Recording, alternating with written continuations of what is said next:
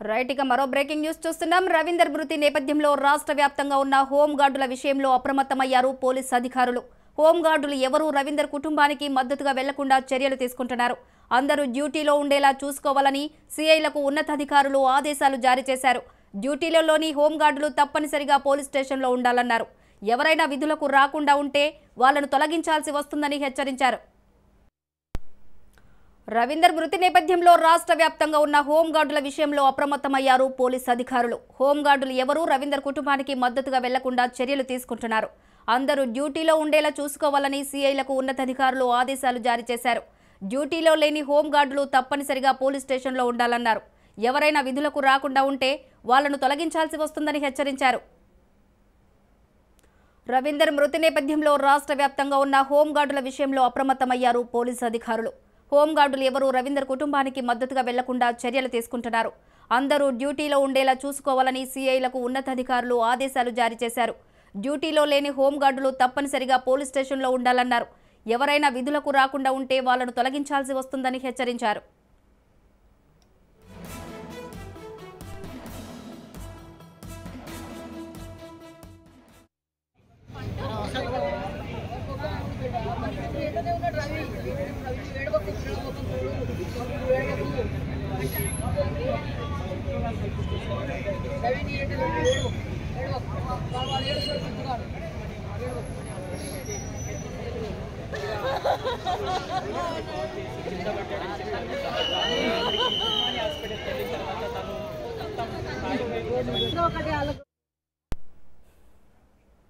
రవీందర్ మృతి నేపథ్యంలో రాష్ట్ర వ్యాప్తంగా ఉన్న హోంగార్డుల విషయంలో అప్రమత్తమయ్యారు పోలీసు అధికారులు.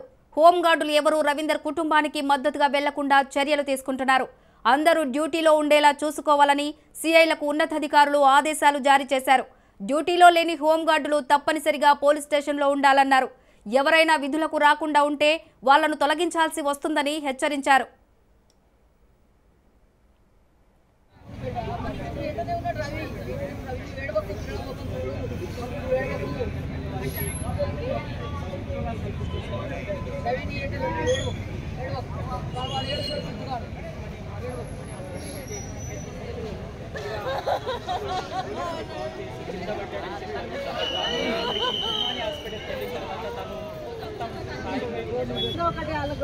భరోసా కల్పించాలి.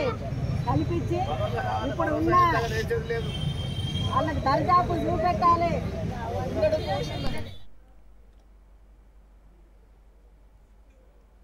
రైట్ ఇదే అంశానికి సంబంధించి మరింత సమాచారం మా ప్రతినిధి పవన్ అందించడానికి సిద్ధంగా ఉన్నారు. పవన్ చెప్పండి, ఏంటి పోలీస్ అధికారుల దుర్మార్గమైన చర్య హోంగార్డుల పైన? దీన్ని మనం ఏ విధంగా చూడొచ్చు? ప్రస్తుతం ఉన్న అప్డేట్స్ ఏంటి?